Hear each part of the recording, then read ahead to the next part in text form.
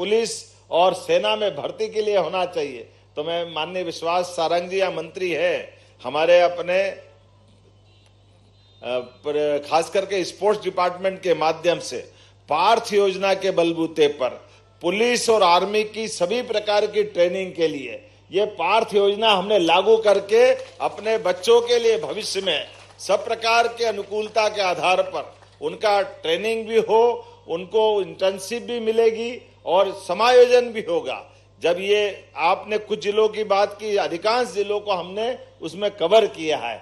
मैं आपको बधाई देना चाहता हूं इस नाते कि महाराणा प्रताप का जो लोग बन रहा है टूरिज्म डिपार्टमेंट के साथ, उसके अंदर बचे हुए काम भी हम पूरे कराने वाले हैं, कोई काम छूटने वाला नहीं।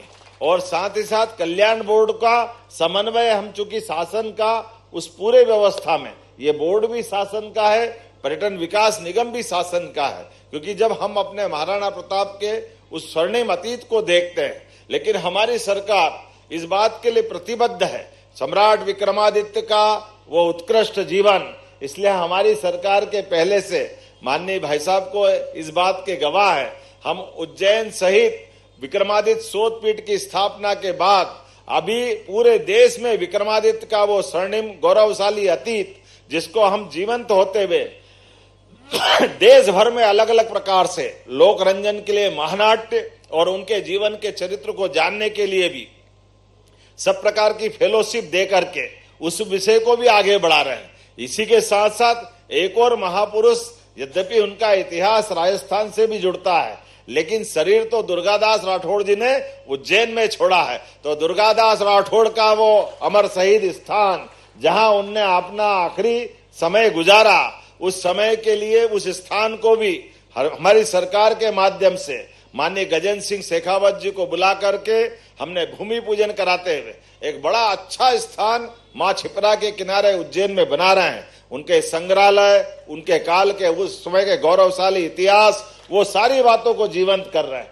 ये जैसा कि माननीय कप्तान सिंह जी भाई साहब ने कहा है, यशस्वी प्रधानमंत्री के नेतृत्व में विरासत से विकास की ओर जब बढ़ने की बात आएगी तो हमारे लिए भौतिक अधोसंरचनाएं, जीवन उपयोगी आवश्यक वस्तुओं के लिए, लेकिन गौरवशाली अतीत के लिए भी हमारी सरकार काम कर रही है। ऐसे कामों के सिलसिले में हमने कमिटमेंट किया था कि महाराणा प्रताप जयंती पे छुट्टी होगी तो पूरे देश में एकमात्र राज्य मध्य प्रदेश है जो महाराणा प्रताप की जयंती के अवसर पर अपने उस अवकाश को भी निभा रहा है। लेकिन अवकाश के साथ साथ उनके जीवन के सभी पक्षों को आने वाली पीढ़ी को जानने के लिए भी हम पाठ्यक्रम में भी महाराणा प्रताप को जोड़ने वाले हैं, ताकि स्कूल एजुकेशन के माध्यम से उनके जीवन के सभी पक्षों से भविष्य की पीढ़ी को भी सीखने को मिले।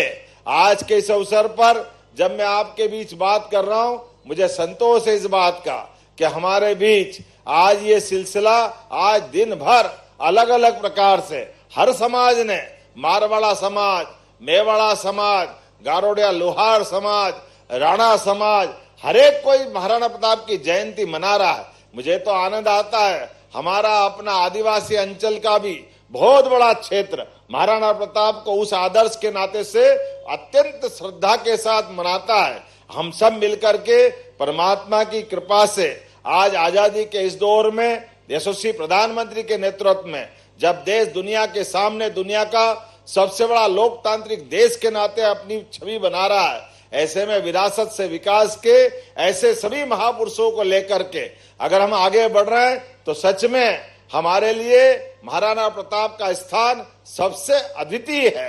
मैं अपनी ओर से एक बार फिर महाराणा प्रताप जयंती के लिए समाज के कितने प्रकार के लोगों को जोड़ा। सच में केशव सिंह जी ने कमाल कर दिया, सारे संगठनों को जोड़ करके अद्भुत रचना बनाई। जब फूलों को जोड़कर मालिका बनती है तो वो आनंद ही अलग आता है। मेरी अपनी ओर से आज के इस अवसर पर पुनः आप सबका वंदन, अभिनंदन। पुनः मेरे साथ बोले महाराणा प्रताप की, महाराणा प्रताप की। बहुत बहुत धन्यवाद। भारत माता की जय। बहुत बहुत धन्यवाद जननायक मुख्यमंत्री जी।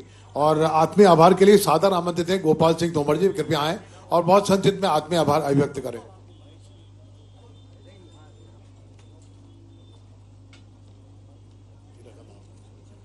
बोलिए भारत माता की, भारत माता की, महाराणा प्रताप की, महाराणा प्रताप की।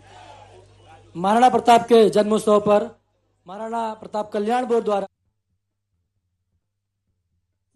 भोपाल में किया जा रहा है। इस कार्यक्रम में आज हम सब के मुखिया, प्रदेश के यशस्वी मुख्यमंत्री डॉक्टर मोहन यादव जी हम सब के बीच